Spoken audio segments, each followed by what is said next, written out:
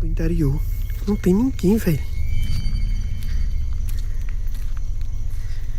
Olha isso aqui. Gente, você não ouve ninguém falando. Eu não sei se já é quaresma. Morrendo de medo. Juro a vocês. É comum ouvir dessas pessoas que moram perto de uma dessas igrejas relatarem que às vezes escutam o sino tocar em horários diferentes do programado, e às vezes até de madrugada, quando ninguém deveria estar ali trabalhando. E isso pra mim é meio bizarro, porque se não foi uma pessoa de verdade que tocou o sino, então quem foi? Pra muita gente do interior, esse sino que toca do nada não é acidente, é um aviso. Aviso de que alguma coisa do mundo espiritual está se aproximando. E se a presença for boa, o sino anuncia e pede respeito. Se for algo ruim, o sino toca para espantar. É como se a igreja reconhecesse antes de qualquer pessoa o que está vindo. É como se aquele som não fosse só um sino, mas sim uma resposta do próprio lugar. Esse vídeo que você está vendo, esse cara decidiu sair à noite em plena quaresma numa cidadezinha do interior. Para quem não sabe, as pessoas que vivem em cidades pequenas lá no interior não costumam sair muito à noite durante a quaresma, justamente porque é um período em que o mundo espiritual fica mais agitado. Durante o vídeo, ele mostra que não tem absolutamente ninguém na rua, como vocês bem podem ver. E do nada, quando ele passou na frente da igreja, o sino começou a tocar.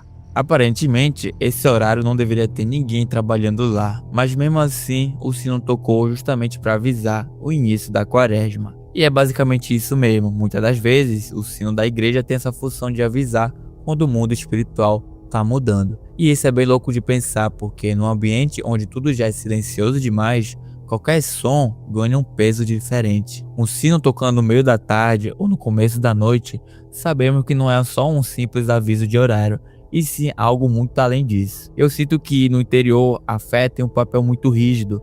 As pessoas seguem suas rotinas espirituais com mais seriedade, como se existisse uma consciência coletiva de que há coisas que precisam ser mantidas em ordem. Porque quando você vive perto da mata, de rio, de estrada deserta, onde você não ouve o barulho e a movimentação constante da cidade, o interior vira o palco perfeito para o sobrenatural se manifestar. As igrejas no interior representam uma coisa muito importante: a ordem entre o mundo físico e o espiritual. Existe uma sensação muito forte de que tudo precisa estar em equilíbrio, como se o lugar só pudesse permanecer em paz quando essa sintonia fosse mantida. Por isso que no interior muitas pessoas levam tão a sério certas tradições, porque para muita gente dali elas ajudam a conservar essa harmonia entre os dois mundos. Tu tá vendo?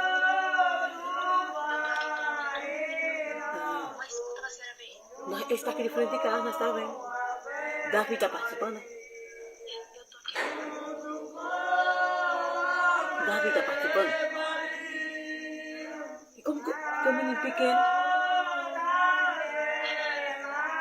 tá bom. O Zoom tá gravando, depois eu mando pra tu. Tá bom, tchau.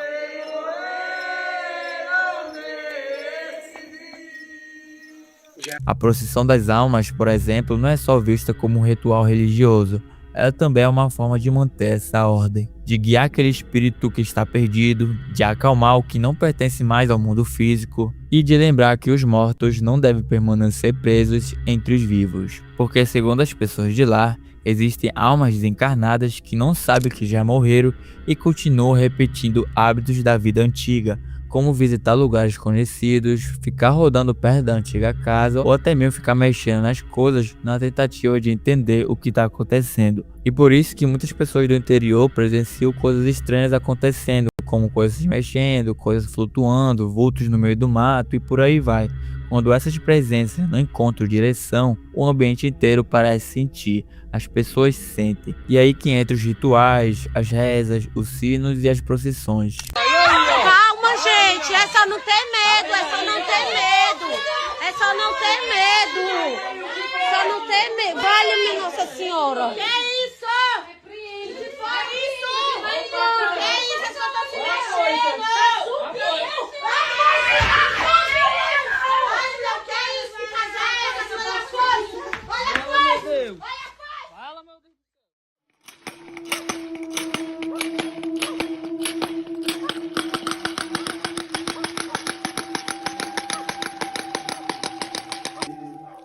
Tudo isso existe para reorganizar a passagem entre os mundos, para evitar que o invisível se espalhe sem controle e para garantir que cada coisa continue no seu devido lugar. Na cidade grande, o barulho abafa, a rotina distrai, a luz artificial cega os nossos olhos, mas no interior tudo fica mais cru, mais aberto e mais sensível. Quando coisas estranhas acontecem, até uma simples igreja que fica isolada deixa de ser só um prédio religioso e vira quase um ponto de segurança espiritual. Inclusive, essa estrada que você está vendo nesse momento, eu passo por lá algumas vezes quando eu viajo para o interior do Pará. E foi daí que eu tive essa ideia desse vídeo, porque eu sempre olhava para essa igreja e ficava refletindo nela.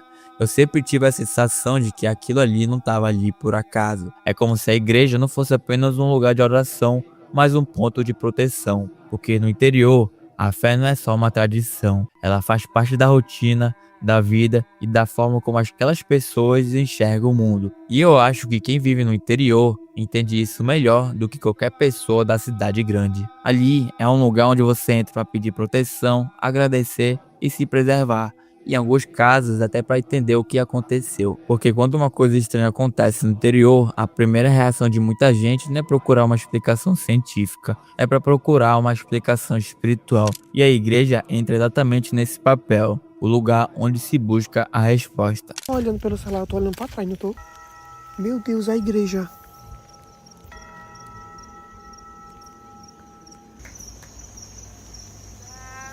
Batendo palma.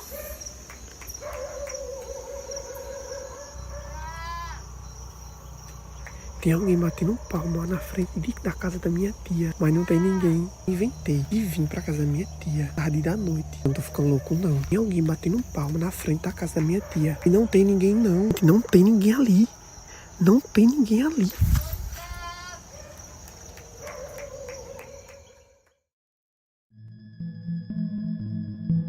Durante o dia, aquela igreja isolada até pode parecer bonita, mas à noite tudo muda.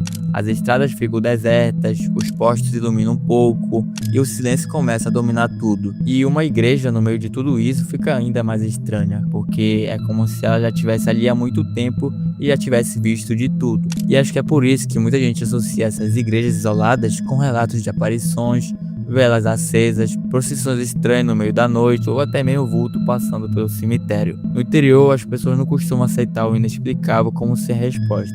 Elas tentam entender ou encaixar aquilo em alguma forma lógica que faz sentido dentro da tradição local. Se escutou o sino em hora errada, tem um motivo. Se viu alguma luz perto da igreja, tem explicação. Se ouviu barulho de corrente, reza, canto, assobio, também tem explicação. Bom, é isso. Se você gostou do vídeo, não esqueça de deixar o seu like e de se inscrever no canal. Saiba que isso ajuda muito o canal a crescer.